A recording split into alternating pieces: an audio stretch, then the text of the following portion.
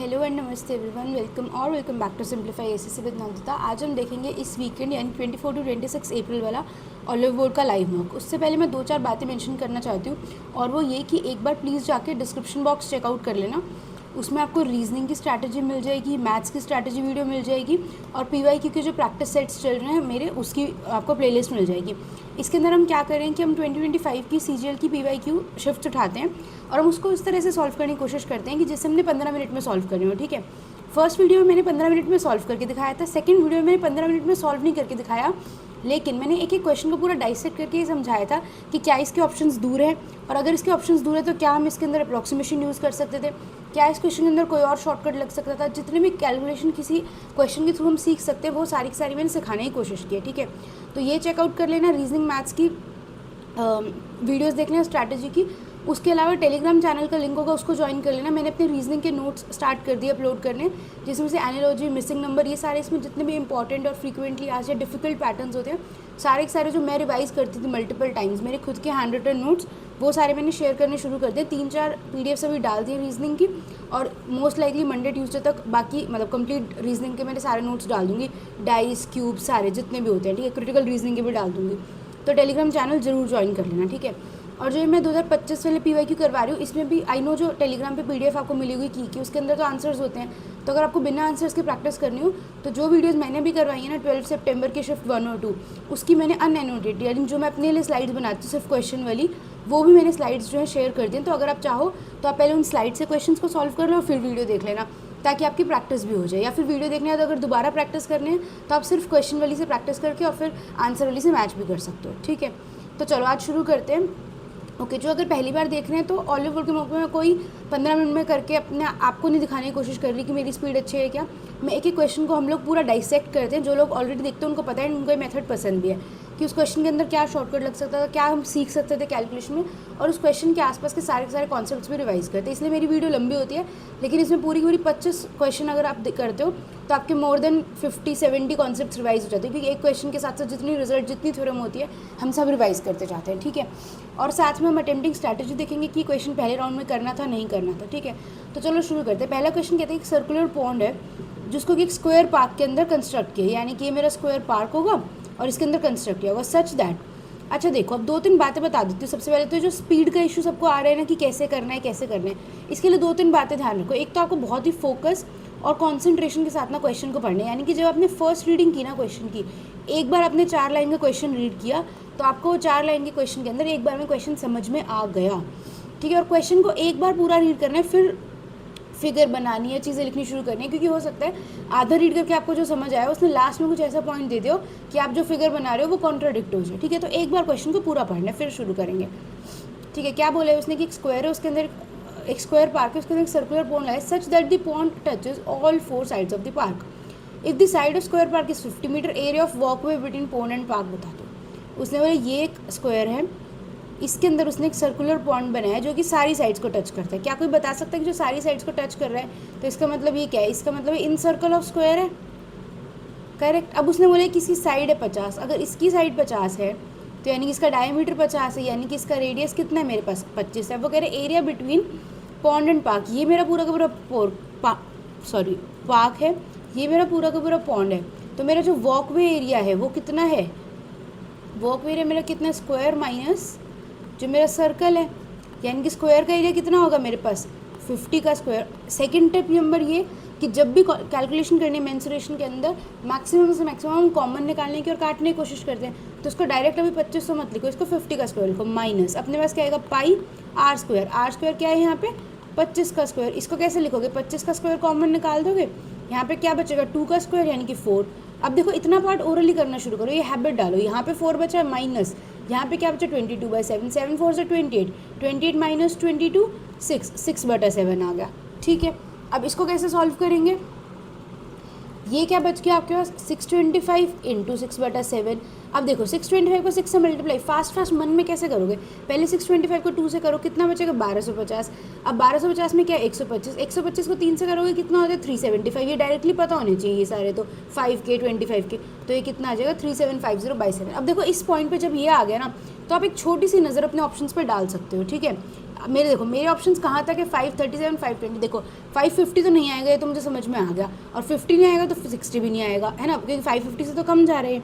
तो क्या आ जाएगा 7 5 से 35 बचेगा कितना 25, यानी 7 3 से 21 होता है, तो ये खत्म। अब 3 का 7 आएगा 6 आएगा 2 आएगा, मुझे मतलब नहीं है। अगर मैंने यहाँ तक कैलकुलेशन ठीक किया तो 5 3 करते ही मेरे को आंसर मिल गया, मेरे को बाकियों पे ध्यान देने की ज़रूरत नहीं है, ठीक है। Is that clear? Let's move to the second question. Okay, अच्छा चलो, ये मैंने पेज बनाया था किस लिए, इन सर्कल और सर्कम सर्कल वाली चीज़ समझाने के लिए। देखो अगर ये मेरा स्क्वायर है, अगर मैंने बोला कि स्क्वायर की सारी साइड्स को, जो मैं बोल रही हूँ ध्यान से सुनो, सर्कल, ये मैंने पिछली वीडियो में वैसे इन सर्कल सर्कल सर्कल बहुत डिटेल में पढ़ाया था, पढ़ना तो पिछले वाला ऑलिव बोर्ड का मॉक देख लेना, ठीक है। Circle touches all sides of square, तो ये मेरे पास क्या है यहाँ पर, इन सर्कल है। इन दिस केस जो मेरी साइड है, ये मेरी साइड थी ना, ये किसके बराबर हो जाती है, डायमीटर के बराबर, तो साइड मेरी किसके बराबर है, डायमीटर के बराबर। दूसरी बात आती है सर्कम सर्कल की। सर्कम सर्कल का मतलब कि ये मेरा सर्कल है, सर्कल के अंदर मैंने स्क्वायर बना दिया, इसमें हम क्या बोलते हैं, circle touches all vertices of square. Sides को नहीं टच कर रहा है इस बार, वर्टिसेस को कर रहा है, ठीक है। तो इन दिस केस मेरे पास क्या होगा, ये मेरा डायमीटर भी है, तो यानी जो मेरा 2r डायमीटर है वो किसके इक्वल है, डायगोनल के इक्वल, और डायगोनल क्या होता है मेरे पास, √2a, अगर a मेरी क्या है, साइड है, ठीक है। ये सबको क्लियर है? तो जब भी इन सर्कल है सर्कम सर्कल है, ये दोनों बातें आपको याद होनी चाहिए, ये वाली भी और ये वाली भी, ठीक है। चलो क्वेश्चन नंबर 2 पे चलते हैं। The ratio of principal and simple interest. अब ऐसे क्वेश्चन में प्रिंसिपल सिंपल इंटरेस्ट ऐसे लिखना है, नहीं लिखना है। इस क्वेश्चन को ओरली जितना सॉल्व कर सकते हो करने की कोशिश करो। वो कहते हैं प्रिंसिपल सिंपल इंटरेस्ट है, मैं भी अभी नहीं लिख रही, इसीलिए ना मैं अंडरलाइन करके दिखा रही हूँ। वो कहते हैं 20:3, यानी कि 20 रुपये पे 3 रुपये का इंटरेस्ट आ रहा है, तो कितना ही रेट ऑफ इंटरेस्ट है, 3/20 का मतलब क्या होता है, 15%। खत्म, ओरली करने का क्वेश्चन था, first round plus oral question था, पेन की नीड नहीं थी इसके अंदर, ठीक है। क्वेश्चन नंबर 3 पे चलते हैं। cos a equal to 3/5, sin b equal to 5/13, a and b are acute angles, find tan a of a and b। क्या ये क्वेश्चन फर्स्ट राउंड में हो सकता है, डेफिनेटली हो सकता है, कुछ दिक्कत नहीं है इस क्वेश्चन के अंदर। अब देखो अगर तुम्हें 15 मिनट में 25 क्वेश्चन करने तो तुम क्या इस पेपर में ऐसे करोगे, ये एक a वाला ट्राइंगल बनाओगे, ये एक b वाला ट्राइंगल बनाओगे, नहीं ना, आपको अपने मन में a और b का ट्राइंगल सोचना है। कैसे, स्पेशली बिकॉज इसने कितने ईजी दिए हैं, मैं इसीलिए आज मैं ये कर रही हूँ कि मैं सिर्फ वही लिखूंगी पहले इन फर्स्ट गो, जो आपको पेपर के अंदर आप शीट पे लिखना प्रेफर करोगे, ठीक है। अगर मुझे समझाना होगा दोबारा क्वेश्चन तो मैं आपको एक्स्ट्रा बातें लिख के बताऊंगी, ठीक है। अब अपने पेपर में ही क्वेश्चन लिखा, आपको क्या दिखा, tan a + b, राइट। आपको पता है tan a + b क्या होता है, मैं बोल के दिखा रही हूँ क्या होता है, tan a + tan b divided by 1 - tan a tan b, right. तो अब सबसे पहले क्या लिखोगे, tan a लिखोगे, tan a कहाँ से लिखोगे, a वाले से। अब a वाला देखो 3/5 है, इसका मतलब 3 उसका क्या है, बेस है, 5 उसका हाइपोटेन्यूज है, तो यानी कि उसका जो परपेंडिकुलर है वो कितना होगा, 4 होगा। तो tan क्या होता है अपने पास, परपेंडिकुलर अपॉन बेस, तो ये 4/3 होगा, करेक्ट। दूसरा वाला ट्रायंगल कैसे है, 5 और 13, 5 उसकी क्या है, परपेंडिकुलर, 13 हाइपोटेन्यूज है, यानी उसका बेस कितना होगा मेरे पास, 12 होगा। तो tan b कितना होगा मेरे पास, perpendicular upon base 5/12, 1 - tan a tan b तो ऊपर लिखे ही हुए हैं 4/3 इंटू 5/12। तो देखो ना मैंने ट्राइंगल बनाया, मैंने अपने आप के लिए रफ शीट में tan a tan b लिखे, लेकिन मैंने आंसर कर दिया। तो ऐसे जितनी चीज़ आप माइंड में प्रोसेस करोगे इजीली, उतना ही बेटर आप लिख पाओगे। लेकिन माइंड में प्रोसेस करने के लिए आपको अभी फिलहाल, अगर आप अभी अर्ली स्टेज पे हो तो आप अभी लिख के प्रैक्टिस करो, लेकिन अगर आपको प्रैक्टिस हो चुकी है तो ट्राई करो कि मैक्सिमम जितना ज़्यादा कंटेंट आप अपने माइंड में प्रोसेस कर सकते हो उतना माइंड में प्रोसेस करो कैलकुलेशन को, और फिर लिखो। अब इसको कैसे सॉल्व करेंगे, देखो वर्बली सोच के देखो, 12 है 3 है, इसका एलसीएम 12 होगा। ऐसे सोच देखो, अगर मैं 3 को 12 बना देती 4 से मल्टीप्लाई करके तो ये 16 बन जाता, तो ये कितना बन जाता, 21/12 बन जाता, इंटू ये कितना बन जाएगा 1 - इसको यहीं पे काट के देखो कितना हो जाएगा, 4 3 1 - 5/9, यानी कि 9 - 5 4, ये क्या बन गया 4/9। तो यहाँ से कितना हो जाएगा 3 4 3 7, तो ऊपर 9 चला जाएगा, मेरे पास क्या बच जाएगा 63/16 आ जाएगा, ठीक है। अब देखो अगर किसी को लगा कि मैंने फास्ट बताया तो अब मैं समझा देती हूँ। कर क्या रहे थे हम, 3 4 5 का ट्रिपलेट होता है, ठीक है। तो मैंने बोला था ये मेरा ए एंगल वाला है, तो अगर कॉस से 3/5 होता है, यानी ये 3 ये 5 तो ये 4, तो टैन कितना हुआ था मेरे पास 4/3। अब बी वाला ट्राइंगल अगर मैं बनाऊँ, ये मेरा एंगल बी है, तो उसने क्या बोला साइन बी क्या है 5/13, तो ये 5 है ये 13 है, तो ये मेरा 12 होगा, तो टैन कितना हुआ था इसमें 5/12 हो गया था, ठीक है। अब देखो एक काम करते हैं, जो a + b और a - b वाले फॉर्मूलाज रिवाइज कर लेते हैं। सबसे पहले तो टैन आया था क्वेश्चन में, टैन a + b अपने पास क्या होता है, tan of a + tan of b divided by 1 - tan A tan B, ठीक है। या तो एक माइनस वाले साथ में रिवाइज कर लेते हैं, ऐसे कर लेते हैं। tan A माइनस बी क्या हो जाएगा, tan A minus tan B divided by 1 plus tan A tan B। कैसे याद रखोगे, जो यहाँ पर साइन है वो न्यूमरेटर में साइन है और उल्टा वाला क्या है, नीचे साइन है, ठीक है।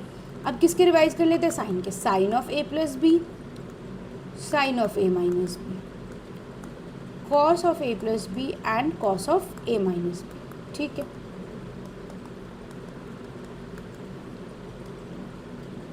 सबसे पहले देखो साइन ए प्लस बी कैसे होता है। साइन के लिए ना हमेशा ट्रिक याद रख सकते हो, साइन में हमेशा मिक्स्ड वाले होते हैं और कॉस में क्या होता है, सिंगल होता है, ठीक है। ऐसे ध्यान रख लो। कैसे, साइन ए कॉस बी प्लस, अब उल्टा कर दो, साइन बी कॉस ए कर दो। साइन ए माइनस बी में क्या है, सेम साइन ए कॉस बी, लेकिन बीच में क्या आ जाएगा, माइनस आ जाएगा, minus sine B cos A, ठीक है। कॉस ए प्लस बी क्या, मैंने बताया ना साइन में मिक्स्ड है, कॉस में क्या कैसा है, सिंगल है। तो और कॉस क्या है, उल्टा है, ऐसे लिख लो इसको। कॉस आपका क्या है, थोड़ा सा उल्टा है, यानी कि कॉस में जब एंगल्स के बीच में प्लस है तो यहाँ पे माइनस आता है, जब एंगल्स के बीच में माइनस है तो यहाँ पे प्लस आता है, ठीक है। तो cos of A plus B अपने पास क्या होता है, cos A cos B minus sine A sine B. और कॉस ए माइनस बी हमारे पास क्या होता है, cos A cos B plus sine A sine, ठीक है। हो गए सारे के सारे फॉर्मूलाज रिवाइज। साइन कॉस के ए प्लस बी वाले भी हो गए, टैन ए प्लस बी वाले हो गए। ये वाला क्वेश्चन कम से कम लिखे बिना, ठीक है, कम से कम लिख के, आई मीन कैसे करना था ये भी समझ में आ गया, ठीक है। क्वेश्चन नंबर 4 पे चलो। The number of diagonals in a 27 sided polygon is. क्या ये क्वेश्चन फर्स्ट राउंड में करने का है, यस। क्यों, क्योंकि आपको इसके सारे फॉर्मूलाज याद होने चाहिए। क्या ये क्वेश्चन ओरली कर सकते हो, ऑलमोस्ट। नीड पड़ी तो थोड़ा सा कैलकुलेशन के लिखोगे। क्या होता है सारे के सारे हमारे पास डायगोनल्स का फॉर्मूला, नंबर ऑफ डायगोनल्स हमारे पास होते हैं n into n minus 3 divided by 2, जहाँ पे n क्या होता है, नंबर ऑफ साइड्स। तो ये कितना हो जाएगा, 27 इंटू 24 डिवाइडेड बाई 2। इसको कैसे करोगे, 2 12 है। अब देखो 7 इंटू 2 14। पहली बात तो यहीं से मेरा ऑप्शन खत्म होगा। अदरवाइज भी कैसे करते, इसको मन मन में करते तो 27 को 10 से करते कितना होता है, 270 270, प्लस में क्या करते 5 करते, साफ साफ इजीली आ जाता 324, ओरली हो जाता, ठीक है। और इस केस में तो हमारा यूनिट डिजिट से हो गया, 7 2 से तो 14 आएगा, तो 5 2 0 तो आ ही नहीं सकते यूनिट डिजिट में, ठीक है। अब क्या करें, पॉलीगन के सारे फॉर्मूलाज रिवाइज कर लें। नंबर 1, नंबर ऑफ डायगोनल्स देख लिया हम लोगों ने, कितने होते हैं, n into n minus 3 divided by 2 होते हैं। नंबर 2 देख लो कि सम ऑफ ऑल इंटीरियर एंगल्स कितना होता है अपने पास, सम ऑफ ऑल इंटीरियर एंगल्स कितना होता है अपने पास, n minus 2 into 180 degree. n हमारी क्या, नंबर ऑफ साइड्स है, ठीक है। सम ऑफ ऑल एक्सटीरियर एंगल्स कितना होता है, ये हर साइड के पॉलीगन में, ये बात याद रखना, ये कितना होता है, 360 डिग्री होता है। चाहे आपकी पॉलीगन की 4 साइड है, चाहे आपकी पॉलीगन की 10 साइड है, चाहे आपकी पॉलीगन की 20 साइड है, एक्सटीरियर एंगल्स का सम हमेशा क्या होता है, 360 डिग्री। नंबर 4 क्या होता है, 360 degree divided by theta exterior is equal to n, और 360 divided by n is equal to theta exterior. यानी कि एक एक्सटीरियर एंगल कितना होता है वो कैसे निकालोगे, 360 divided by number of sides, या फिर 360 डिवाइडेड बाय एक्सटीरियर एंगल करोगे तो आपको नंबर ऑफ साइड्स मिल जाएंगे, ठीक है। और क्या रिवाइज कर सकते हैं हम पॉलीगन के अंदर, ओके। पॉइंट नंबर 5 देखो, interior angle plus exterior angle कितना होता है, 180 डिग्री, लीनियर पेयर फॉर्म करते हैं। और क्या देख सकते हैं हम, एरिया देख सकते हैं, एरिया ऑफ पॉलीगन, ठीक है। ये रिसेंटली पूछा भी था एसएससी ने, एपोथम वाला, क्या होता है, हाफ इंटू पेरीमीटर इंटू एपोथम। एपोथम क्या होता है, मान लो ये मेरा पेंटागन है, पेंटागन 5 है ना, छोटा इसलिए बता रही हूँ। ये होता है कि किसी भी पॉलीगन के सेंटर से उसकी किसी भी साइड पे जैसे परपेंडिकुलर डिस्टेंस मैंने ड्रॉ कर दिया, वो क्या मेरा होता है, एपोथम होता है। फॉर एग्जांपल अगर मैं पेंटागन की बात करूँ तो क्या हो जाएगा, हाफ इंटू 5 इंटू ए, पेरीमीटर क्या होता है उसकी साइड, और ये क्या हो जाएगा, ये इसको चलो ए को एस लिख लो साइड के लिए, ठीक है। 5 इंटू साइड इंटू जो मेरा एपोथम, ठीक है। ये सब हो गया रिवाइज। चलो क्वेश्चन नंबर 5 पे चलते हैं। क्वेश्चन नंबर 5 कहते हैं एरिया ऑफ ट्राइंगल ABC 44 है, D is the mid point of BC and E is the mid point of AB, then the area of BDC is. ज़्यादा डिफिकल्ट क्वेश्चन तो नहीं है, तो इसको फर्स्ट राउंड में कर सकते हैं, ठीक है। अगर किसी ने बेसिक ज्योमेट्री पढ़ी तो उसको पढ़ के क्वेश्चन समझ आ गया होगा। क्या बना रहे हैं हम कह रहे हैं ट्राइंगल है ABC, ठीक है। उसने बोला D क्या है, मिड पॉइंट ऑफ BC है, E is the mid point of AB। अब वो कह रहे हैं BDE का एरिया बता दो, ठीक है। इस क्वेश्चन के बाद इसमें लिखने की कोई ज़रूरत है, BDE का एरिया बता रहे हो हम, तो ये भी क्या है, मेरी हाफ है, ये भी हाफ है, ये भी हाफ है, तो यानी जो मेरा ट्राइंगल है, अगर मेरी साइड हाफ हो रही है तो एरिया कैसा होता है मेरा 1/4 हो जाता है, राइट। क्योंकि 1D से जब 2D जा रहे हो तो अगर चीज़ें यहाँ पर 2 हो रही हैं, 2 टाइम्स हो रही हैं, तो यहाँ पर कितने हो जाते हैं 4 टाइम्स हो जाते हैं, स्क्वायर कर देते हैं। तो अगर यहाँ पे इसकी साइड हाफ हो रही है तो एरिया 1/4 होगा, यानी 1/4 × 44 इज इक्वल्स टू 11 होगा। ठीक है, दूसरी बात, ओके, इसी क्वेश्चन की एक एक्सटेंशन देख लो। हम क्या कहते हैं, अगर ये मेरा सेंट्रॉइड है और मैंने सारे के सारे वर्टिसेस को अगर सेंट्रॉइड से मिला दिया तो ये ट्रायंगल, ये ट्रायंगल, ये ट्रायंगल, इन तीनों का एरिया क्या होता है, इक्वल होता है। इक्वल होता है तो क्या होगा, 1/3 ऑफ ट्रायंगल होगा। दूसरी बात जो अभी इस क्वेश्चन में थी, ये मिड पॉइंट है, ये मिड पॉइंट है, ये मिड पॉइंट है, इन दोनों मिड पॉइंट को मिला दो, इन दोनों मिड पॉइंट को मिला दो, इन दोनों मिड पॉइंट को मिला दो, तो ये ट्रायंगल, ये ट्रायंगल, ये ट्रायंगल, ये ट्रायंगल, इन चारों का एरिया क्या होगा, इक्वल होगा। इक्वल होगा तो क्या होगा, 1/4 ऑफ एरिया ऑफ ट्रायंगल होगा। तो इस क्वेश्चन में इवन इफ आप नहीं देखते कि अच्छा है हाफ हाफ हो रहा है, तो आपको ये कुछ पॉइंट्स, इस तरह के पॉइंट्स जो याद होने चाहिए थे कि ये वाला जो होता है, इधर वाला ट्रायंगल, इधर वाला ये और ये, इन सब का एरिया क्या होता है, 1/4 ऑफ ट्रायंगल। और इस तरह से सेंट्रॉइड से लेकर वर्टेक्स तक ज्वाइन किए होते तो हमारा क्या होता है, 3 इक्वल ट्रायंगल्स बनते हैं। ठीक है, चलो क्वेश्चन नंबर 6 पे चलो। ये किसका, टाइम एंड वर्क का। टाइम एंड वर्क के क्वेश्चंस भी फर्स्ट राउंड में 99% हो जाते हैं, अनलेस वो लेते हैं जो 10 जून को खत्म हुआ, 11 जून को, 12 जून को होता है, जिसमें मैनुअल कैलकुलेट करने मिलता है, उसको मैं हमेशा बोलूँगी सेकंड राउंड में करो। But usually time and work के क्वेश्चन इस टाइप के फर्स्ट राउंड में डेफिनेटली हो सकते हैं, एंड बहुत बार तो ओरली भी हो सकता है। अब इस क्वेश्चन में कैसे देखोगे, क्वेश्चन पढ़ो, कहते हैं एक काम को 40 दिन में करता है, he is twice as fast as B, यानी कि बी की जितनी एफिशिएंसी है उससे डबल एफिशिएंसी ए की है। B is thrice as fast as C, यानी सी की जितनी एफिशिएंसी है उससे 3 गुना बी की एफिशिएंसी है। तो अगर मैं ए बी सी को लिखूँ तो सी की एफिशिएंसी अगर 1 है तो बी की 3 है, बी की 3 है तो ए की कितनी अच्छी है। अब कहते हैं all of them work together तो in how many days would the job be completed.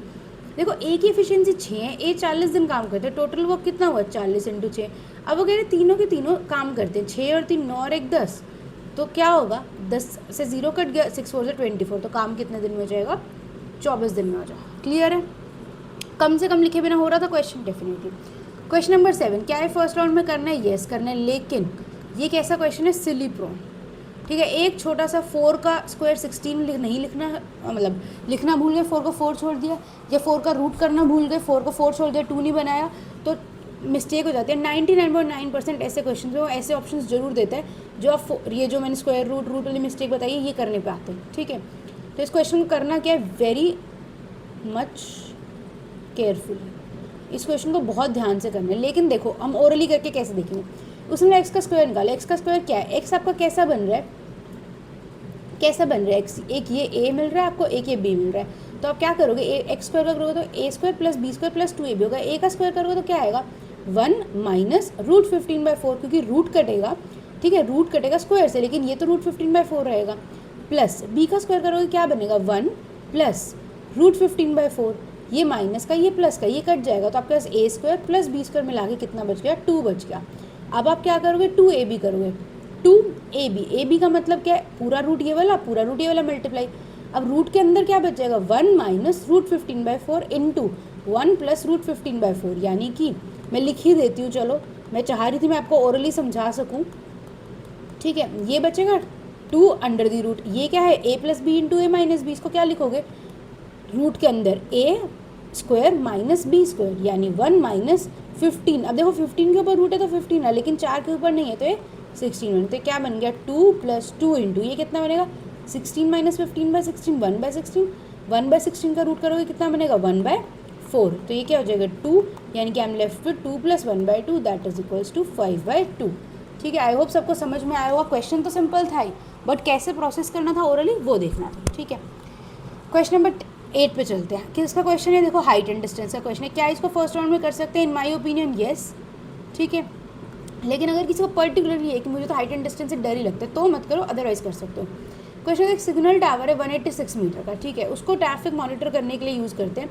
मतलब from the top of the tower, ठीक है, एक टावर है, उसके टॉप से the angle of depression of 2 vehicles on opposite sides of the tower, उसने खुद ही बता दिया ऑपोजिट साइड पे। ठीक है, एंगल ऑफ डिप्रेशन है, वो बोल रहे एक था क्या है, ये एक व्हीकल है इसका 30 है, दूसरे व्हीकल का कितना है 60 डिग्री एंगल ऑफ डिप्रेशन है।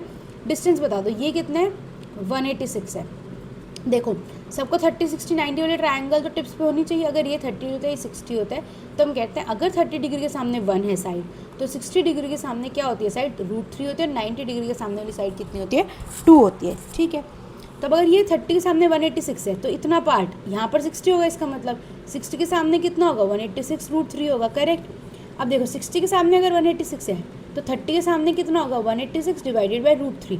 अब तुम 186 डिवाइडेड बाई √3 क्यों लिखो, इसको डायरेक्टली मन मन में कैलकुलेट करो ना। आपको पता है जब 186 डिवाइडेड बाई √3 इसको रैशनलाइज करोगे तो √3 बाई √3 करोगे, यानी √3 ऊपर आ जाएगा और नीचे 3 से डिवाइड करना होता है। हमेशा याद रखो जब भी आपके पास नीचे √3 है, तो अगर आपको √3 को ऊपर लेके जाना है रैशनलाइज करने के लिए, तो आप क्या करोगे, जो ऊपर वाला पार्ट है उसको 3 से डिवाइड कर दो और √3 ऊपर लगा दो। तो ये एक्चुअली मैं क्या लिख सकती थी, मैं डायरेक्टली 62 √3 लिख सकती थी।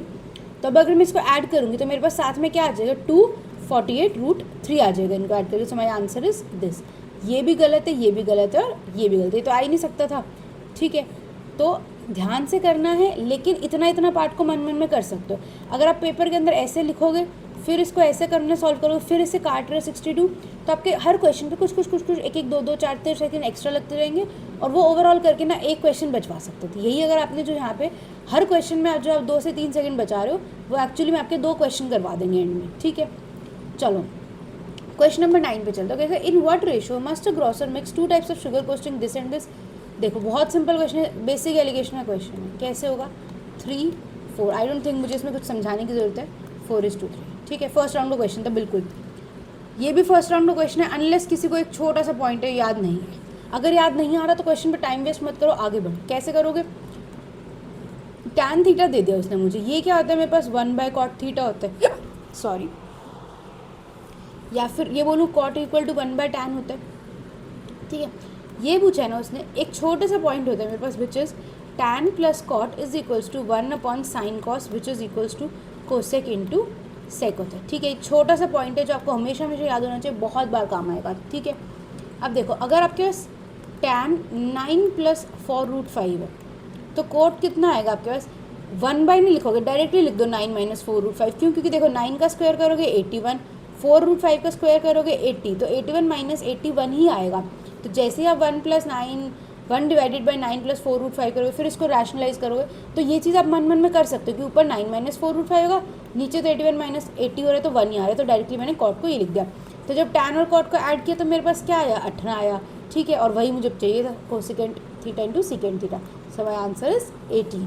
ठीक है, क्या ये क्वेश्चन ओरली हो सकता था, येस हो सकता था। जैसे आपने 9 + 4√5 देखा 81 - 80, तो आपको पता चला कॉट में क्या आएगा, बीच में माइनस, ये कट जाएंगे, बचेगा सिर्फ 18, और ये क्या होगा। क्या आप ये चीज़ पेपर में लिखोगे थोड़ी कि अच्छा I know that tan + cot = 1/sin cosec, ये तो नहीं लिखोगे ना। तो पेपर के अंदर आप डायरेक्टली क्या लिख सकते हैं, मैक्स टू मैक्स इतना लिखते हैं। ठीक है, चलो, लेकिन अगर किसी को ये पॉइंट नहीं याद था कि tan + cot = 1/sin cos होता है, और आपने 5 सेकंड 10 सेकंड 15 सेकंड ला ले, नहीं हो रहा, तो उसी मोमेंट में क्वेश्चन को छोड़ो, आगे बढ़ो, ईगो पे नहीं लेना। ठीक है, क्वेश्चन नंबर 11 देखो। अब कैसा है, पार्टनरशिप का क्वेश्चन है। पार्टनरशिप के क्वेश्चन में स्पेसिफिकली बोलूँगी कि क्वेश्चन को पूरा पढ़ा करो, क्योंकि कई बार क्या होता है वो सिर्फ बोलते रहते हैं कि ए ने विड्रॉ किया 50%, बी ने 40% ऐड किया, ये किया वो किया। ठीक है, तो उसमें क्या होता है कि आपने स्टार्टिंग में अगर सारी जीरोज एलिमिनेट कर दी तो आपका काम चल जाता है। लेकिन इस क्वेश्चन में देखो, जैसे वो बोल रहे बी ने 50 रुपये और इन्वेस्ट किए, तो इन दिस केस आपको स्टार्टिंग से पूरे पैसे लेके चलने पड़ेंगे। मतलब अगर मेरे पास 500 और 450 था, अगर मैं चाहती तो मैं 0 काटती, बोलती 10 और 9, तो मैं 10 और 9 के रेशो से काम कर सकती थी। लेकिन अगर आगे उसने पैसों में बात कर दी तो मेरे को पूरा पैसों में चलना पड़ेगा। तो अगर मैं पहले 10 9 ले लेती तो मेरा गलत होता ना, फिर मुझे काटना पड़ता। तो इसलिए एक बार पूरा क्वेश्चन पढ़ोगे फिर आगे चलोगे। ठीक है, दूसरी बात, पार्टनरशिप के क्वेश्चंस अगर आपको हल्का सा भी डाउट लगता है, डिफिकल्ट लगते हैं, स्पेशली वो वाले जिसमें विड्रॉ हो रहा है फिर एक्स्ट्रा डाल रहे हैं, तो क्या करो, सेकेंड राउंड में करोगे। अगर ठीक लगते हैं, प्रैक्टिस है, तो डेफिनेटली फर्स्ट राउंड में करो, क्योंकि क्वेश्चन यूजुअली सिंपल होता है। ठीक है, अब क्वेश्चन देखते हो, कह रहे ए और बी ने एक बिजनेस स्टार्ट किया, ए ने 500 रुपये डाले और बी ने 450 रुपये डाले। ठीक है, इसको इरेज कर देते हैं 10 9 को। अब वो बोल रही कि एट द एंड ऑफ 4 महीने, 4 महीने के बाद ए ने क्या किया, अपने 50% पैसे हटा लिए, यानी कि विड्रॉ कर लिए। फिर कह रहे 6 महीने के एंड के बाद बी ने क्या, वो 50 रुपये हैं, वहाँ पर 50% है और इन्वेस्ट किए, और सी ने ए और बी को ज्वाइन किया विद एन इन्वेस्टमेंट ऑफ 600 रुपये। तो अब टोटल प्रॉफिट बता दो ईयर एंड पे। ठीक है, ए है, बी है, सी है। वो क्या कह रहे हैं, ए से शुरू किया हमने 500 रुपये, ए ने क्या किया, 4 महीने बाद अपना 50% पैसा हटा लिया, यानी बाकी के 8 महीने के लिए ए ने 250 रुपये इन्वेस्ट किए। बी के लिए क्या बोल रहे हैं, बी ने 450 से स्टार्ट किया 6 महीने तक, फिर उसने 50 रुपये और डाले, यानी 500 रुपये डाले 6 महीने तक। सी ने तो इन्वेस्ट ही 6 महीने की, और कितना डाल रहे हैं वो, 600 रुपये डाल रहे हैं। सबसे पहले ज़ीरोज़ तो काट ही सकते, एक सेकेंड, सबसे पहले ज़ीरोज़ तो काटूँ, एक ज़ीरो यहाँ से जाएगी, एक ज़ीरो यहाँ से जाएगी, एक ज़ीरो यहाँ से जाएगी। फिर देखो 4 से नहीं कट पाएगा क्योंकि यहाँ पे 2 कटेगा, दूसरा 2 नहीं है अपने पास, तो 2 से काट दो, 2 2 ज़र, 2 4 ज़र, 2 3 ज़र, 2 3 ज़र, 2 3 ज़र। अब देखो कितना बचेगा आपके पास, ये you are left with 50 into 2 100 और ये भी 100, तो ये कितना रह गया 200। ये कितना हो गया 45 इंटू 3 कितना होता है आपके पास। कैसे कर, अगर किसी को नहीं याद, पहली बात तो 45 की टेबल यूजुअली याद हो जानी चाहिए, अगर नहीं याद है तो कैसे करोगे, 120 और 15 कितना होता है 135, ये कितना है 150, तो ये कितना हो गया आपके पास 285, ये कितना हो जाएगा 180, ठीक है। अब क्या करोगे, 5 से कट जाएगा, 5 40 ज़र, 5 5 ज़र, 5 7 ज़र, 5 3 ज़र, 6 ज़र। अब क्या करोगे, देखो आपने क्वेश्चन में क्या पूछा है उसने कि अगर बी का 57 वाला जो मेरे को गिवन है वो कितने 34,200 है, ₹3420 है, तो टोटल बता दो। यानी वो कह रहे 57 की वैल्यू कितनी है 34200, और आप किसकी बता दो, टोटल की वैल्यू बता दो। टोटल की वैल्यू कैसे निकालोगे, 97 में 36 ऐड करोगे तो कितना आएगा 133, 19 7 ज़र, 19 3 ज़र, 3 1 ज़र, 3 1 ज़र, 3 4 ज़र। अब इसको कैसे करोगे, 114 को 7 से मल्टीप्लाई करना है, किसको करोगे पहले 100 को 7 से करोगे कितना हो जाएगा 700, 14 को 7 से करोगे 98, तो यानी कितना आना था 79800, ठीक है। ये छोटी छोटी चीज़ें जो मन में होनी चाहिए कि 114 को 7 से 7 4 से 28, 2 कैरी कर सकते हो नो डाउट अगर आपकी स्पीड है तो, लेकिन अगर मन में करोगे तो कैसे कर सकते हो, 100 इंटू 7 700, 14 इंटू 7 98, तो 798 आएगा, जीरो तो लग ही रही है, ठीक है। एक सेकेंड, ठीक है। और वैसे बाय द वे इस क्वेश्चन के अंदर जैसे आपको 7 और 4 दिखा तो आपको पता चल जाना चाहिए कि 800 आएगा अगर आप ऑप्शंस में नज़र दौड़ाओगे तो, ठीक है। तो ये भी नहीं होगा, ये भी नहीं होगा। ये क्वेश्चन किससे हो रहा था, यूनिट डिजिट से भी हो रहा था, ठीक है। ये छोटी छोटी चीज़ें हैं जो यहाँ पर सुनोगे, फिर हर मॉक में अप्लाई करो। जब भी मॉक देखो तो जो 90% 80% क्वेश्चन हो गया, कैलकुलेशन हो गया, अब हल्की सी नज़र मारो ऑप्शंस पे, ठीक है। तो देख रहा है कि अच्छा हाँ एक ही ऑप्शन है 8 वाला, खत्म, मारो, लो ये रिस्क। ये मत सोचो कि व्हाट इफ मैंने काटने में कोई मिस्टेक की होगी, अगर काटने कोई मिस्टेक की है तो आज आपको पता चल जाएगा ना कि आपसे काटने में मिस्टेक हो रही है, तो आप अगली बार जब पेपर करो तो और ज़्यादा कॉन्सेंट्रेशन के साथ करोगे, ठीक है। तो इसलिए जितनी भी ट्रिक्स सीखते हो, छोटी छोटी अप्रॉक्सीमेशन सीखते हो, इनको एवरी डे मॉक में अप्लाई करो, तभी प्रैक्टिस होगी, तभी कॉन्फिडेंस आएगा, ठीक है। अगला क्वेश्चन कहता है कि अब देखो मेरे अकॉर्डिंग ये फर्स्ट राउंड में कर सकते हो कि जिसको मेंसुरेशन अच्छी लगती है, लेकिन जिसको मेंसुरेशन अच्छी नहीं लगती ना तो आप क्या करो, उसको सेकंड राउंड में करो, ठीक है। लेकिन क्वेश्चन सिंपल है, वो कहते हैं the maximum length of any rod that can be placed in a cube is x. वैसे हमें पता है मैक्सिमम रॉड लेंथ कितनी होती है क्यूब की, √3 इंटू साइड होती है, राइट। वो क्या बोल रहे हैं, इसको एक्स बोल रहा है, बोले एक्स स्क्वायर क्या रिप्रेजेंट करेगा, जब एक्स का स्क्वायर करोगे तो आपको क्या मिलेगा 3 इंटू साइड का स्क्वायर। क्या ये combined length of all edges N हो, क्या ये √3 टाइम्स इट्स वॉल्यूम है, √3 इंटू ए क्यूब होएगा ना वॉल्यूम, तो वो भी नहीं है। Half of total surface area है, येस, बिकॉज टी एस से अपने पास क्या होता है 6a स्क्वायर, यानी 6 साइड स्क्वायर, मेरे को क्या मिल रहा है 3 साइड स्क्वायर, तो क्या है इसका हाफ है। So my answer is option number C, ठीक है। अच्छा अब देख लो, दो चीज़ें होती है, एक होता है मैक्सिमम रॉड लेंथ जिसको हम बोलते हैं स्पेस डायगोनल, ठीक है, और दूसरी चीज़ आपके पास क्या होती है face diagonal. Face diagonal cube में आपके पास क्या होता है √2a होता है, राइट। ये मेरा क्यूब है, मैं इसके किसी एक पर्टिकुलर फेस की बात करूँ, सिर्फ इस फेस के, तो इस फेस का डायगोनल तो क्या होता है √2a, क्योंकि एक फेस क्या है स्क्वायर है। क्यूबॉइड के केस में क्या होता है under the root l square plus b square होगा, दूसरे वाले का b square plus h square होगा, और तीसरे वाले का l square plus h square होगा, राइट। स्पेस डायगोनल क्या होता है अपने पास जो स्पेस में एग्जिस्ट कर रहा है, राइट, यानी कि इसका एक कॉर्नर पॉइंट से दूसरे एकदम ऑपोजिट वाले कॉर्नर पॉइंट तक। तो क्यूब के केस में क्या होता है √3a होता है, और क्यूबॉइड के केस में क्या होता है अपने पास l square plus b square plus h square, ठीक है। और जो स्पेस डायगोनल है वही हमें क्या देते हैं maximum length of a rod that can be fitted from one end to the other of a cube और a cuboid, all right. Question number 13 पे चलते हैं। कोफिशिएंट ऑफ y कुछ नहीं है इस क्वेश्चन में, सिर्फ लिखना है, लेकिन लिखने में अब देखो अब टाइम कैसे बचाना है, x - 3y का होल क्यूब है, तो मुझे पता है यहाँ पर x क्यूब आएगा, a cube minus b cube आएगा, उसको लिखने की नीड नहीं है, राइट, क्योंकि उसमें तो खाली y क्यूब आ रहा है और खाली x क्यूब आ रहा है, उसका तो कोफिशिएंट चाहिए ना, तो क्यों लिखना है, डायरेक्ट लिखो -3ab होता है, यानी 3 into x into 3y into कितना हो जाएगा x - 3y। अब इसमें भी देखो क्या आएगा आपके पास, आप उसने किसका कोफिशिएंट पूछा y का, y किससे आएगा इस वाले को इससे मल्टीप्लाई करके आएगा, y को हटा दो डायरेक्टली, देखो -3 है x है और एक और 3 है, तो क्या होगा -9x स्क्वायर, ठीक है ना। पूरा इसको खोल के लिखोगे फिर चेक करोगे कोफिशिएंट, नो। देखो यहाँ पे वाई स्क्वायर बन रहा है, नहीं नीड है। वाई किससे आ रहा है, बाहर वाले को एक्स से मल्टीप्लाई करने पे, तो डायरेक्टली वाई को हटाओ, वाई को छोड़ दो, मतलब वाई को हाइड कर दो, और उसके अलावा जो बचा उसको लिख दो, सिंपल। क्वेश्चन नंबर 14 पे आ जाओ। क्वेश्चन नंबर 14 कहते हैं कोस्टल फेरी है जिसने अपना रन कंप्लीट किया 10 घंटे में 36 किलोमीटर पर आवर की स्पीड पे। वो कह रहे सेम रन को अगर उसको 8 घंटे में करना होता तो उसकी स्पीड की इंक्रीज़ क्या होती। फर्स्ट राउंड में करने का क्वेश्चन है डेफिनेटली। वो क्या बोल रहे हैं, देखो उसकी स्पीड क्या थी, फ़र्क नहीं पड़ रहा। वो बोल रहे हैं कि उसको 10 घंटे वाली चीज़ अब 8 घंटे में कंप्लीट करनी है। ये क्या है, उसका टाइम का रेशो है। ये क्या है, ओल्ड, और ये क्या है, न्यू। तो यानी कि उसकी स्पीड की रेशो क्या होती है, रिवर्स होती है। टाइम और स्पीड हमारे क्या होते हैं, इन्वर्सली प्रोपोर्शनल। तो 8 से 10 करनी है, यानी कि क्या करना है उसको, 4 से 5 करनी है। यानी कि उसको स्पीड कितनी इंक्रीज़ करनी है, 1 इंक्रीज़ करनी है, कितने पे, 4 पे। 1/4 क्या होता है, 25%। ठीक है, क्या आप इस तरह से पूरा लिखोगे पेपर में, ओल्ड नो ना। आप तो कैसे लिखोगे, आप देखो अच्छा 10 से 8 हो रहा है उसका क्या टाइम, तो यानी कि उसकी स्पीड कितनी हो रही है, 8 से 10, 4/5। 4/5 का मतलब क्या हो गया, 1/4 कर रहे हैं हम, सॉरी मतलब 4 पे 1 का इंक्रीज़ कर रहे हैं, यानी कि मेरा क्या हो गया, 25% हो गया। ऐसे क्वेश्चन में कभी भी 20% मत करना, ध्यान से करना, ठीक है। 4:5 का मतलब क्या, 4 से 5 हो रही है चीज़ इंक्रीज़, यानी कि 1 का इंक्रीज़ 4 पे, नॉट 5 पे। ओके, तो ये क्या हो जाती है, अगर आप ये करते तो आपकी सिली मिस्टेक हो जाती है। तो answer is 25%। Let's move to question number 15। वो क्या कहते हैं, average of 9 consecutive numbers is 21 odd numbers, find the sum of smallest, second smallest and largest number. ठीक है, फर्स्ट राउंड में करने का क्वेश्चन है फॉर श्योर। इसके लिए आपको क्या पता होना चाहिए, एक तो कि जब भी हम एपी की बात करते हैं ना, तो हम क्या कहते हैं, एपी के अंदर जो मेरी सेंट्रल टर्म होती है ना, सेंट्रल टर्म या फिर मिडल टर्म जिसको आप बोलते हो, वो क्या होती है, मेरी एवरेज होती है। ठीक है, तो अगर मेरे पास 9 टर्म्स थी, तो यानी कि जो मेरी 5th टर्म होगी वही होगी मेरी सेंट्रल टर्म, यानी 1 2 3 4 टर्म्स यहाँ पे थी, 1 2 3 4 टर्म्स यहाँ पे थी, तो ये मेरा क्या है, 21 है। ठीक है, तो जैसे आपको पता चला तो आपने कहा अच्छा ठीक है, ठीक है, मैं यहाँ पर समझाने वाला पार्ट करूँ लेफ्ट साइड पे, और राइट साइड पे मैं वो पार्ट लिखती हूँ जो आप पेपर में लिखोगे अपनी शीट पे। ठीक है, कम से कम जो आपको लिखना है। ठीक है, ये मैंने क्या बोला कि मेरे 4 पॉइंट्स। अब पेपर में आपने कैसा लिखा, आपने कहा ठीक है एवरेज कितनी है, मतलब नहीं ये भी पेपर में लिखने की नीड है। ठीक है, आपने क्वेश्चन पढ़ा, आपने बोला ठीक है मेरे को क्या मिल रहा है कि 9 कंसेक्यूटिव ऑड नंबर्स की एवरेज 21 है, यानी मुझे बता दें 9 + 1 10 डिवाइडेड बाई 2, यानी मेरी 5th टर्म क्या है, 21 है। अब सुन लो स्मॉलेस्ट टर्म। स्मॉलेस्ट टर्म का मतलब क्या होगा, पहली टर्म। पहली टर्म कहाँ जाने में, 4 बैकवर्ड्स जाना है, 1 2 3 4 बैकवर्ड्स जाने। जैसे आपको बोला 4 बैकवर्ड्स जाने हैं और ऑड है, यानी कि आपका जो डिफरेंस है वो कितने का है, 2 का है।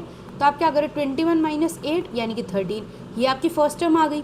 ऐसे आपकी सेकंड स्मॉलेस्ट टर्म क्या है, जो इससे जस्ट बड़ी है, तो वो क्या आ गया, 13 + 2 15 आ जाएगी। लार्जेस्ट कहाँ जा रहे हो, आप लास्ट पे जा रहे हो, यानी कि +4 जा रहे हो, फॉरवर्ड जा रहे हो। तो फॉरवर्ड के लिए आप क्या करोगे, आप कहोगे 21 में 8 ऐड कर दो, यानी कि क्या हो गया, 29 हो गया। ठीक है, उसने क्या बोला था, find the sum of smallest, second smallest and the largest number. यानी कि आपको क्या चाहिए था, 13 5 और 29 चाहिए था। ठीक है, तो कितना आएगा, 57 आ जाएगा, यूनिट डिजिट से ही हो रहा है। ठीक है, समझ में आ गया सबको। पेपर में कैसे लिखोगे, ऐसे लिखोगे डायरेक्टली, लेकिन मन में कैसे समझ में आना चाहिए आपको, ये समझ में आना चाहिए कि 5 है तो ये 4 बैकवर्ड फर्स्ट टर्म है, 4 फॉरवर्ड लास्ट टर्म है। ठीक है, ओके। अच्छा, एपी के बारे में और क्या रिवाइज कर सकते हो, एक तो ये बात कि central term, middle term average होते हैं। दूसरी बात क्या होता है कि first plus last term divided by 2 करोगे तो भी एवरेज होता है। Second plus second last term average करोगे, डिवाइड बाय 2 करोगे तो वो भी आपको क्या देते हैं, एवरेज देते हैं। यानी कि इसी तरह से third term plus third last term करोगे 2 से डिवाइड, तब भी आपको क्या दे देता है, एवरेज दे देता है। ठीक है, ओके। और क्या रिवाइज कर सकते हैं हम एपी के बारे में, okay just a second guys, I think recording रुक गई थी and I kept on talking. तो आई थिंक मैंने क्वेश्चन समझा दिया था कि इसका सम 57 आएगा। उसके बाद जब मैं फिर उसके अंदर ये वाला पार्ट भी बता दिया था आपको कि एपी के अंदर, अगर नहीं बताया मैंने तो फटाफट सुन लो, आई डोंट नो कितना पार्ट रिकॉर्ड हुआ है, कि इक्वल डिस्टेंट टर्म्स जो होती है, यानी कि थर्ड टर्म और थर्ड लास्ट टर्म को एवरेज देखोगे, फर्स्ट और लास्ट टर्म की एवरेज, सेकंड और सेकंड लास्ट टर्म की एवरेज, तो आपके पास एपी में क्या आ जाती है, एवरेज आ जाती है। फिर मैंने बोला चलो एपी रिवाइज कर लेते हैं। आई थिंक यहाँ से जो है वो रिकॉर्डिंग स्टॉप हुई समहाउ। तो हमने क्या बोला था कि एपी की फर्स्ट टर्म होती है ए, डिफरेंस होता है डी। तो मैंने बोला जो nth टर्म होती है एपी की वो होती है a + n - 1 × d। For example 7th term होगी a + 60। देन मैंने बोला सम ऑफ एपी देखते क्या होता है, n/2 × 2a + n - 1 × d, n/2 × a + l भी लिखते हैं, where a is first term and l is last term. Then मैंने बताया था कि इंपॉर्टेंट सीरीज है जो इनका सम देख लेते हैं। Sum of first n natural numbers कितना होता है, n into n plus one by two. First n even numbers का सम कितना होता है, n into n plus one. First n odd numbers का सम कितना होता है, n स्क्वायर। देन मैंने बताया कि देखो क्वेश्चंस आते हैं कई बार कि कुछ कुछ गिवन होता है हमारे को एपी के बारे में, तो मैं एज्यूम करनी पड़ती है एपी में टर्म्स। तो जब 3 टर्म्स एज्यूम करने तो कैसे करोगे, a minus D, A and a plus D, ठीक है। जब 4 टर्म्स एज्यूम करने तो कैसे करोगे, a minus d, a plus d बीच में लिख दो। अच्छा मैंने यहाँ पे 2d लिख दिया, यहाँ पे 3d हो जाएगा, क्योंकि इन दोनों टर्म्स के बीच में कितना डिफरेंस हो गया, 2d का डिफरेंस हो गया। यहाँ पे भी कितना हो गया, 2d का डिफरेंस, और यहाँ पे भी 2d का डिफरेंस, ठीक है। तो ये सारा का सारा एपी का रिवाइज हो गया। अब एक काम करते हैं, जीपी भी रिवाइज कर लेते हैं। जीपी अपने पास क्या होती है, ज्योमेट्रिक प्रोग्रेशन होती है, यानी कि ए है, ए आर है, ए आर स्क्वायर है, ये है, यानी कि जो nth टर्म होती है उसको मैं बोलती हूँ A R raise to the power n minus one बोलती हूँ, ठीक है। सम ऑफ जीपी देख ले, ठीक है। सम ऑफ जीपी क्या होता है, S N is equals to A into R raise to the power n minus one divided by R minus one. ये कब होता है, जब आर ग्रेटर देन वन है। अगर आर लेस देन वन होता है तो आप इसको 1 minus R N divide by 1 minus R लिख देते हो, बट अगर आप नहीं भी लिखोगे तो कॉमन निकल के सेम आ जाता है, तो आप एक ही फॉर्मूला याद रख सकते हो, ठीक है। दूसरी चीज़ में कहते हैं इनफाइनाइट सीरीज़ होती है, उसका सम क्या होता है अपने पास, ए डिवाइडेड बाई 1 माइनस आर होता है। In this case infinite series तभी हो रही है जब आपका आर लेस देन 1 हो रहा है, ठीक है। और क्या देख सकते हो आप, we can revise geometric mean. Geometric mean अपने पास क्या एक चीज़ होती है, मैंने बोला a1 a2 an तक बहुत सारी n टर्म्स हैं, तो इनका जो gm होता है वो होता है a1 into a2 into an। सारी की सारी टर्म्स को मल्टीप्लाई कर दो और उसका nth रूट ले, ठीक है। मैं क्यों gm बता रही हूँ वो भी अभी आपको बताती हूँ, ठीक है। अगली चीज़ अपने पास क्या होती है, एक hp होती है, इसको हम क्या बोलते हैं, हार्मोनिक प्रोग्रेशन। क्या होता है हार्मोनिक प्रोग्रेशन, इसमें 2-3 ही बातें हैं वो रिवाइज कर लेते हैं।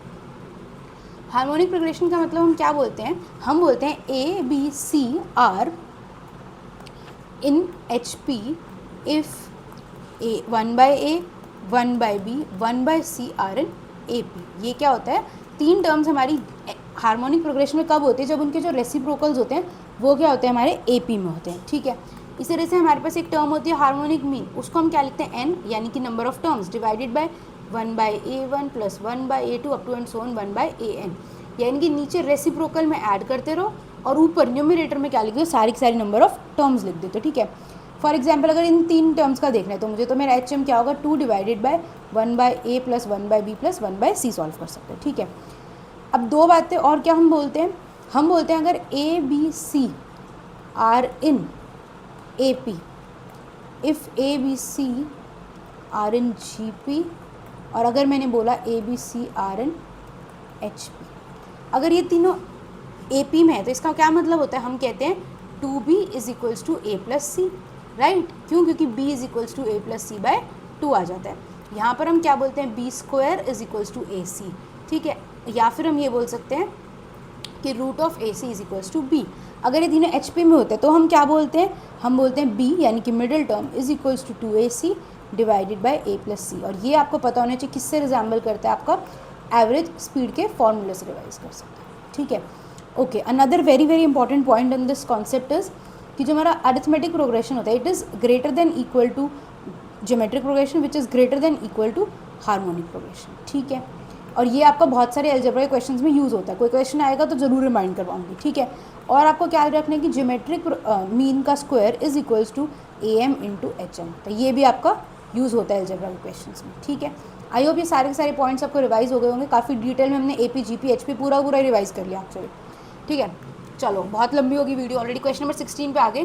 फर्स्ट राउंड में करने का क्वेश्चन है for sure how much is this पूछ रहे हैं, सिंपल देखो 70% ऑफ 80 कितना होता है 56, वो कह रहे हैं लेस देन 1/4 ऑफ 260, 1/4 ऑफ 260 का मतलब आधा 130, 130 का आधा 65, कितना है इनका डिफरेंस, नो। हो गया question orally, yes. Why do I have extra space है, ओके। क्वेश्चन नंबर 17 देखो, क्या ये फर्स्ट राउंड में करोगे, डेफिनेटली करोगे। 168 का स्क्वायर निकालने को बोल रहा है वो, कैसे करोगे, देखो सिंपल सी बात है, a माइनस बी लगाओ, इससे इजी कुछ हो ही नहीं सकता। a माइनस बी क्या होता है, a square plus B square minus 2ab, यानी कि सबसे पहले क्या करोगे, 170 का स्क्वायर कितना होगा 28900, ओरली सोचो, उसमें 4 ऐड कर रहे हो तो आपके पास क्या बच गया 28904 बच गया, ठीक है। अब आपके पास क्या आएगा, आपको क्या करना होता है 2ab करना होता है, और वो क्या करना है माइनस का करना है, तो माइनस इसमें से क्या करना है आपको, यानी कि यहाँ तो 2 ही है तो 4 × 170 यानी कि 680, ठीक है। यहाँ पे 4। अब देखो इस क्वेश्चन में बहुत सिंपल था कि जैसे ही मेरे पास 4 आया आपका आ गया आंसर, क्योंकि बाकी तीनों में 6 यूनिट डिजिट था तो कैंसिल हो गया। ओ just a second.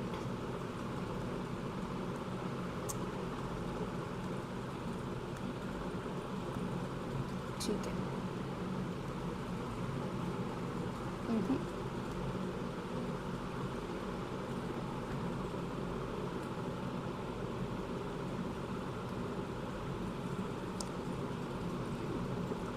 Okay guys, something went wrong and ये थोड़ा जूम करना पड़ेगा, just a second.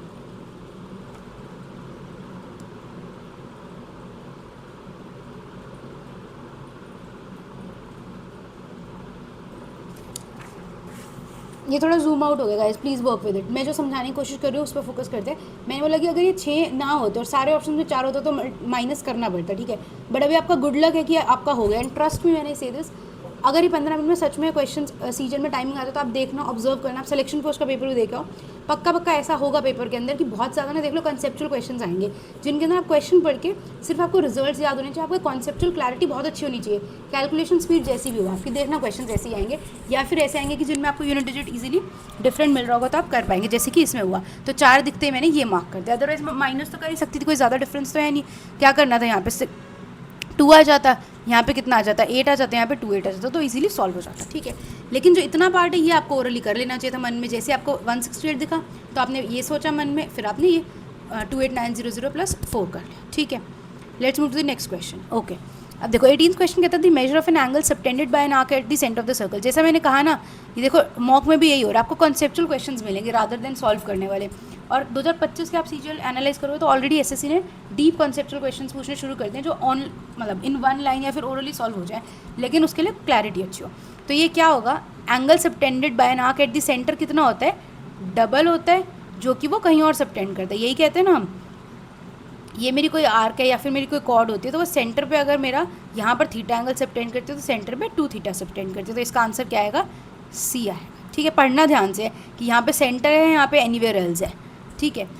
Okay, and हमारी अब हैबिट तो है ही कि हम एक क्वेश्चन करते हैं तो सारे के सारे उसके टॉपिक्स रिवाइज कर लेते, तो फटाफट से सर्कल के सारे पॉइंट्स रिवाइज करते हैं, ठीक है। कॉर्ड वाले रिवाइज करें। फर्स्ट वाला तो यही हो गया कि जो सेंटर पे अगर 2 थीटा होता है तो एनीवेयर एल्स कितना होता है रिमेनिंग सर्कल में, बाकी बचे सर्कल में, है ना। यहाँ पे 2 थीटा है तो यहाँ पे कितना होगा, थीटा होगा, ठीक है। मैं थोड़ा रफ में लिख रही हूँ फास्ट करने के लिए, आप समझ जाओ, ठीक है। दूसरा पॉइंट क्या होता है, इक्वल कॉर्ड्स की अगर हम बात करें तो वो क्या होती है, इक्वी डिस्टेंट फ्रॉम सेंटर होती है ना। और क्या होती है, सबटेंड इक्वल एंगल। ऑब्वियसली अब इक्वल एंगल सेंटर पे भी सबटेंड करेंगे और कहीं और भी करेंगे, ठीक है। थर्ड पॉइंट हम क्या रिवाइज कर सकते हैं, लिख के मतलब फिगर से रिवाइज कर लेते हैं, क्या कि किसी भी कॉर्ड पे जब हम परपेंडिकुलर लाइन डालते हैं तो वो कॉर्ड को क्या करती है, बाइसेक्ट करती है। तो क्या बोलते हैं, perpendicular from centre to chord bisects it, correct. Point number 4 alternate segment theorem देख लें, ऑल्दो हर बार टेंजेंट में भी रिवाइज करवा देती हूँ।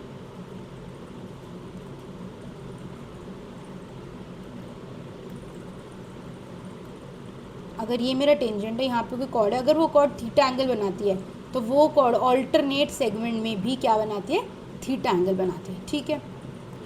और क्या रिवाइज कर सकते हो, पॉइंट नंबर 5 कॉर्ड्स की बात करें तो एंगल इन सेमी सर्कल कितना होता है मेरे पास, 90 डिग्री होता है। अच्छा, सेमी सर्कल की बात कर दी तो सेमी सर्कल किससे बनता है, डायमीटर से, और डायमीटर हमारी क्या होती है, longest chord of the circle होती है, ठीक है। ये छोटी छोटी चीज़ें, और dash is the longest chord of the circle पूछ लेगा तो आपको पता होना चाहिए वो क्या होता है, डायमीटर होता है, ठीक है।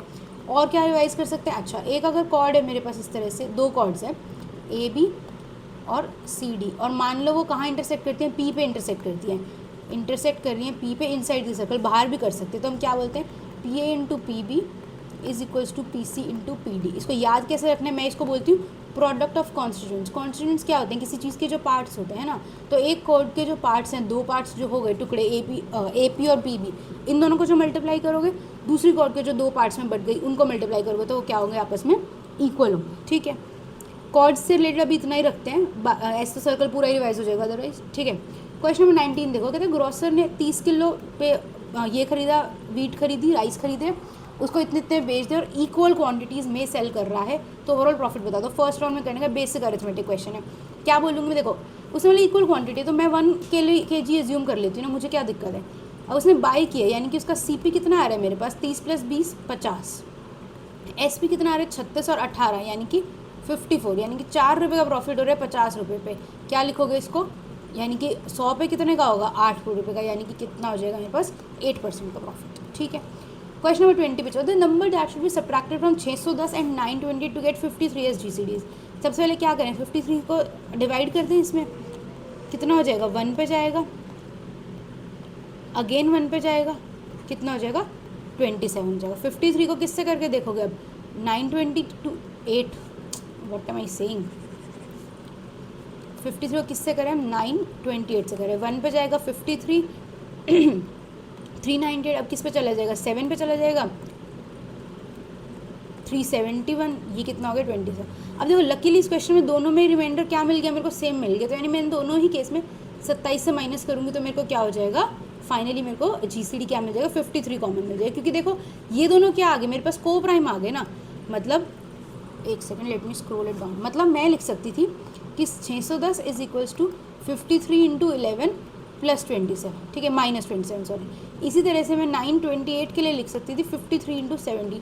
तो बेसिकली इसमें और कुछ तो कॉमन है ही नहीं 11-17 में, तो GCD तो कब 53 आ रहा है और कब आ रहा है जब मैं 27 को माइनस करूँ, तो मेरा आंसर क्या आ गया 27। क्वेश्चन नंबर 21 पे चलते हैं। Find the value of this. Question क्या है, बहुत ईजी है, फर्स्ट राउंड में करना ही करना है, ठीक है, लेकिन कैसे करना है बहुत ध्यान से करना है क्योंकि रेशो है डिवाइड, और एक भी अगर QP ऊपर नीचे कर दिया तो इतने सारे ऑप्शन है कन्फ्यूजिंग से गलत हो जाएगा। तो x divided by P by Q is equals to क्या बोल रहे हैं Q बाई C इंटू यहाँ पे क्या हो जाएगा R बाई C से C कैंसिल हो गया। अब ये वाला Q कहाँ जाएगा, ऊपर चला जाएगा, यहाँ से हटा दो तो ये और ये Q कैंसिल हो गए, तो x क्या बच गया आपके पास P बाई R बच गया। वो कहाँ है अपने पास P by R, option number B में। अब देखो R बाई P है, Q बाई R है, तो पढ़ने में सिल मिस्टेक मत कर देना, कभी ध्यान से पढ़ो ही ना और P और Q को कंफ्यूज करके A ऑप्शन मार्क कर दो, नहीं, तो your answer is option number B। Okay, question number 22 पे चलो। देखो डाटा सफिशिएंसी का क्वेश्चन है, अगर 22 पे भी आए ना तो भी मैं इसको बोलूँगी फर्स्ट राउंड में मत करो, पहले अपने 23, 24, 25 वाले क्वेश्चन करके आओ, उसके बाद इस पर वापस आना, ठीक है। क्वेश्चन का कहते हैं कि हमें इसमें बताना होता है कि क्या ये दो स्टेटमेंट से मिल के मेरे को आंसर मिल रहा है या नहीं मिल रहा है, एक से मिल रहा है, दो से मिल रहा है, आंसर क्या आएगा उससे मुझे मतलब नहीं है, ठीक है। तो इस क्वेश्चन में कैलकुलेशन करने में टाइम वेस्ट मत करना। अब देखो क्वेश्चन कहते हैं कि जगत ने ना 2 कपड़े खरीदे टेलरिंग शॉप से, ठीक है, वो कह रहे हैं किसकी ज़्यादा कॉस्ट होगी, ए वाले की बी वाले को। पहले में कहते हैं कि 39 मीटर ऑफ क्लॉथ है and 1 metre of cloth B. क्या इससे मुझे पता चल रहा है उससे मतलब कि कितने की कॉस्ट है, कुछ पता ही नहीं ना, तो वन अलोन तो क्या होगा कैंसिल हो गया। अब उसे सॉरी अब वो कह रहे 28 metre of cloth B cost more than 10 metre of cloth A, ठीक है। वो कह रहे 28 मीटर बी का अगर तुम लो तो वो ए के 10 मीटर से ज़्यादा है। अब मुझे तो नहीं पता ना, व्हाट इफ उसने ये 28 मीटर लिया हो और ये कितना ले लिया हो 100 मीटर ले लिया हो, I don't know that, right. तो 2 अलोन भी मेरे पास काम नहीं कर रहा, ठीक है। अब मैं क्या करती हूँ, मैं 1 और 2 को कंबाइन करने की कोशिश करती हूँ। 1 में उसने बोला है 39 मीटर उसने ए लिया है और 91 मीटर उसने बी लिया है, तो मुझे बेसिकली इन दोनों में कंपैरिजन चाहिए ना कि ग्रेटर और लेस देन का साइन लगा पाऊँ मैं, और वो मुझे दे रहे कि 28 metre of B is greater than 10 metre of A. अब अगर आप इसको सॉल्व करोगे, देखो इसको मैं अगर सॉल्व करूँ तो मैं 13 से काट दूँ तो 3a बन जाएगा, 7 बन जाएगा, यानी 3a और 7b को मुझे कंपैरिजन करना है। अब इसको 7 बना दो तो ये क्या बन जाएगा 7b is greater then 2.5a बन जाएगा, 4 से डिवाइड कर दिया मैंने। अब देखो 7b 2.5a से तो ग्रेटर है, अब 3a से ग्रेटर है या नहीं है ये तो मैं नहीं बता सकती ना, या लेस है, can I tell that, no. मैं सिर्फ ये बता सकती हूँ कि अगर 2.5 से बड़ा है तो ये 0 मतलब 1 में ए से भी बड़ा होगा, 2a से भी बड़ा होगा, 1.5a से भी बड़ा होगा, लेकिन 2.5 से ऊपर वाले से जो है यानी कि 3a जब आया तो बड़ा या छोटा है, हैव नो आइडिया। तो इस क्वेश्चन में मेरे को नहीं समझ में आ सकता, तो हम क्या बोलेंगे, it can not be answered even by using both statements together, या फिर जिसको हम बोलते हैं बोथ टुगेदर नॉट सफिशिएंट, ठीक है, समझ में आया। क्वेश्चन नंबर 23 बचा, एरिया ऑफ ट्राइंगल बताना है जिसके कोऑर्डिनेट्स ये है, ठीक है। अब देखो this is a good question in the sense that इसमें लोग सिली मिस्टेक कर देते हैं प्लस माइनस की। तो अब इसके अंदर तो एक तो आपके पास ट्रेडिशनल तरीका है जो आप फॉर्मूले में मार्क कर दो, ठीक है। एक मैं नया तरीका बताना चाहती हूँ आप लोगों को, which is called as shoelace method, या फिर इसको गॉशेस एरिया भी बोलते हैं। ऑब्वियसली आपको नाम याद रखने की ज़रूरत नहीं है, जिन लोगों ने आई थिंक 11th-12th में मैथ्स पढ़ा उनको हो सकता है आता भी होगा। बहुत ध्यान से सुनना, बहुत सिंपल मेथड है और बहुत ईजीली हो जाएगा। करना क्या है, 1 5 3 6 जिस ऑर्डर में गिवन है उस ऑर्डर में लिखते जाओ, -8 -3। बस क्या करो, जो पहले वाला लिखे ना 1 5 उसको एक बार और लिख दो, यानी कि अब आपकी 4 लाइन बन गई। ये आपकी x की लाइन बन गई, आपकी y की लाइन बन गई। ठीक है, सबसे पहले हम क्या करेंगे, डायगनली प्रोडक्ट करके ऐड करना शुरू करेंगे। ठीक है, सम निकालना शुरू करेंगे। इसका फॉर्मूला ही क्या होता है अभी मैं नेक्स्ट में दोबारा लिख के बता दूंगा, अभी सिर्फ समझने में फोकस करो। x से शुरू करो, नीचे नीचे जाते जाओ। कैसे जाओगे, 1 × 6 जाओगे, 3 × -3, 8 -8 × 5 जाओगे।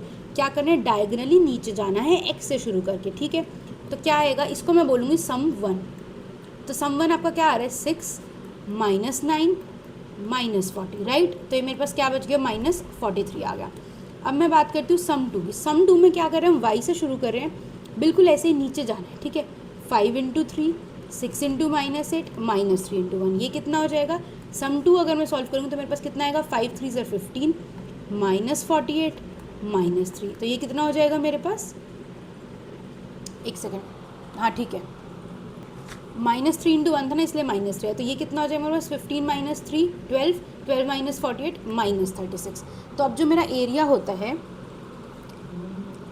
मैं बोलती हूँ जो मेरा एरिया होता है वो होता है half of sum 1 minus sum 2, यानी कि मेरा एरिया हो जाएगा हाफ -43 माइनस ऑफ -36, यानी कि +36।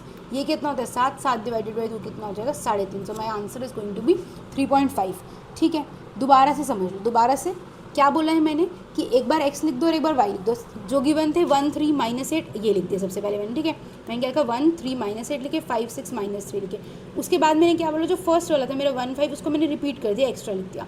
फिर मैंने क्या किया, x से शुरू किया और डायगनली मल्टीप्लाई करते कि 1 को 6 से किया, 3 को -3 से, -8 को 5 से। ठीक है, फिर मैंने क्या किया, इसको क्या बोला मैंने, सम 1।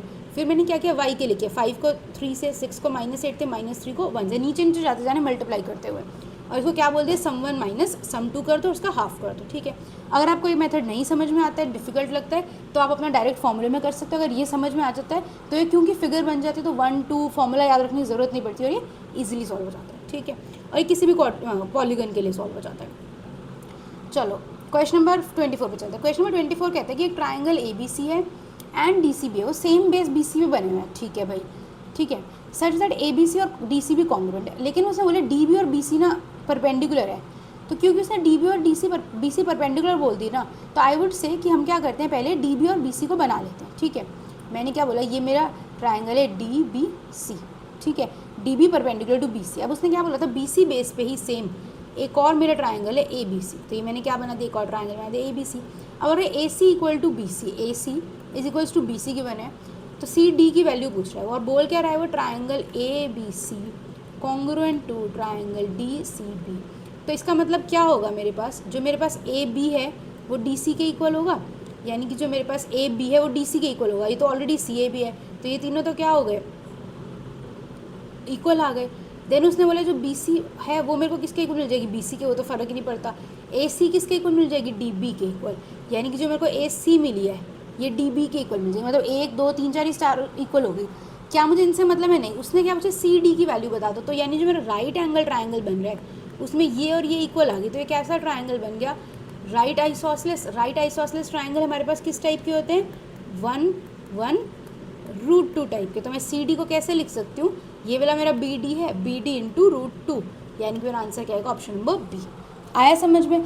मैंने क्या किया था, स्टेप 1 मैंने क्या किया, जो जो गिवन थे वो बनाए मैंने, पहले परपेंडिकुलर बनाया, जो गिवन थे, जो देखो जो येलो वाले हैं वो मेरे को गिवन था already, AC equal to BC, और जो वाइट वाले मैंने इक्वालिटी के साइंस लगाए वो कहाँ से लगाए मैंने, कॉन्ग्रुएंसी से। कॉन्ग्रुएंसी में CP/CD होती है ना, corresponding parts equal.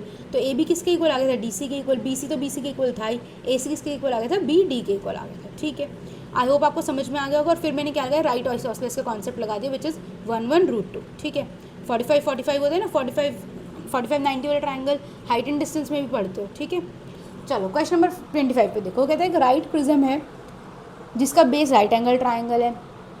Right angle triangle के परपेंडिकुलर और बेस दे दी है उसने। फिर वो बोलता है प्रिज्म की हाइट ये है, मटेरियल की डेंसिटी है, weight of prism in kilogram. देखो प्रिज्म का फॉर्मूला हर बार बताती हूँ तो आज नहीं बताऊँगी।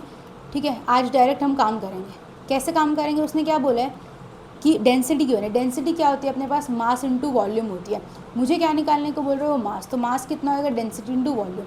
अब ये पता चल गया दिमाग में यहाँ से। अब क्या करो, डायरेक्ट लिखना शुरू करो। क्या लिखोगे, डेंसिटी किसकी होती है 5, और किस में बात कर रहे हो, ग्राम्स में बात, किलोग्राम्स में निकालने को बोल रहे हैं, बट हम पहले ग्राम में मेंटेन करते हैं, ठीक है। क्या होता है अपने पास volume of prism, area of base into height, area of base कितना आएगा, राइट एंगल ट्राइंगल का half into base into height, half into 48 into 96, ठीक है, इंटू प्रिज्म की हाइट कितनी है 15। अब इस सब को डिवाइड किससे कर दोगे आप, 1000 से कर दोगे, तो ये जो मेरे पास आएगा अब ये मेरा केजीज में आंसर आ जाएगा, ठीक है। इसको लेट मी स्क्रॉल, इसको क्या करोगे, कट करोगे, 2 कितना हो जाएगा 48 हो जाएगा, ठीक है। ये कितना हो गया 5, 200 हो गया, 5 3 ज़र 5 40 ज़र, ठीक है, 8 5 ज़र 8 6 ज़र, मैंने ही गड़बड़ कर दी, ठीक है। लिखा तो ठीक है बट हमें ऐसे नहीं काटना चाहिए था, हमें ज़ीरोज़ मेंटेन करनी चाहिए थी ना, ठीक है। ओके सॉरी गाइस, ठीक है।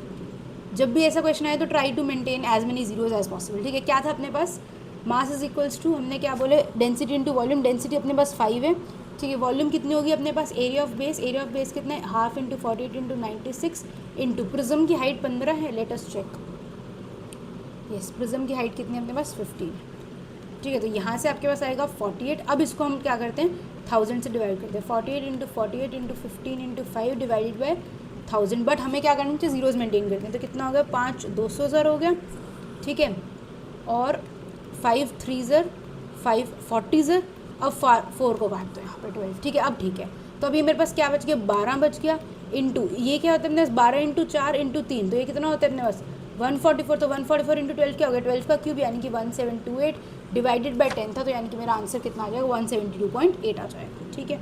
सो माई आंसर इज़ 172.8 kg। बस क्या ध्यान रखना था इसमें कैलकुलेशन करते हुए कि नीचे 5 मत लाओ, क्योंकि फिर ऊपर भी मल्टीप्लाई करोगे फिर 5 से डिवाइड करोगे, तो नीचे क्या रखनी है आपको जीरोज़ मेंटेन करना, ठीक है।